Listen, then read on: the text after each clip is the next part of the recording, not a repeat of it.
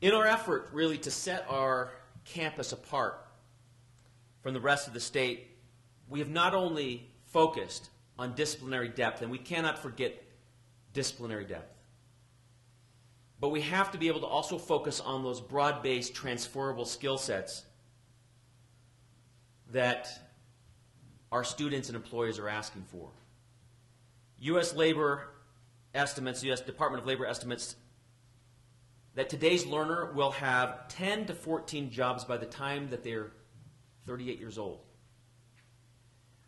We need to prepare workers for that kind of shift and that kind of change. Peter Hart and Associates, a polling entity, in conjunction with the American Association for Colleges and Universities, did a poll last year, 2010, of employers nationwide, 300 employers of 50 employers or more. And 70% of those employers said universities need to emphasize innovation more in their curriculum. So the stakes are high, especially for our students. And embedded in our philosophy as we move forward is this sort of high-touch, experience-based model with, again, the 5 areas that we focused on, right? Global engagement, community engagement, leadership engagement, outdoor engagement, and the 5th, creative and innovative engagement, which is probably the engagement track that is the least defined.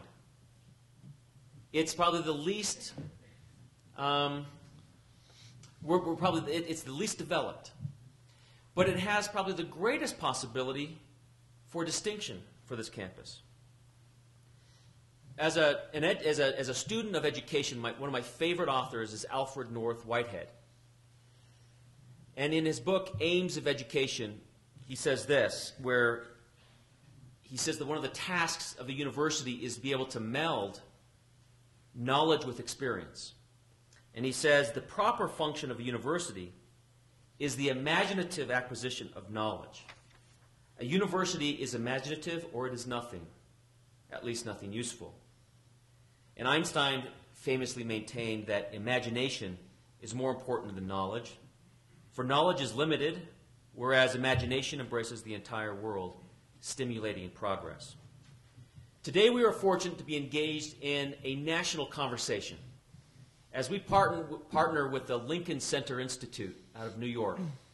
The Lincoln Center has sponsored imagination conversations in all 50 states and has chosen and selected us today to be the imagination conversation for Utah as we focus on the role of the imagination, creativity, and innovation continuum.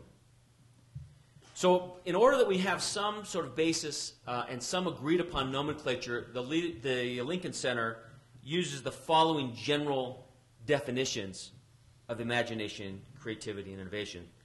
They define imagination simply as the capacity to visualize new possibilities. The capacity to visualize new possibilities.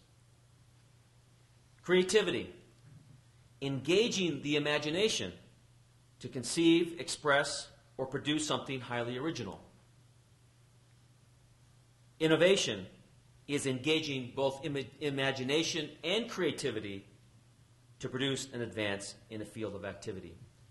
There are those that assert very powerfully, in my opinion, such as Richard Florida, Sir Ken Robinson, Dan Pink, and others, that say that this imagination, creativity, and innovation continuum is as important to the new economy as literacy. I agree. In a time when there is hunger for innovation everywhere, our primary responsibility is to help prepare a generation that is ready to meet the challenges of our time. So creativity and innovation are not just ornamental, but fundamental, and by ignoring this continuum, I think we do so at the peril of our very economic health. And while creativity has often been seen as the purview of the arts, that continuum has relevance to all of us and in every discipline. The world is in flux. We need to radically rethink education. We need to help students face their future and make something of it. In my opinion, this is the heart and I think moral purpose of our work. Let's be soulful about what we do and remember that Heraclitus was right. Everything flows and you really can't step in the same river twice. Thank you.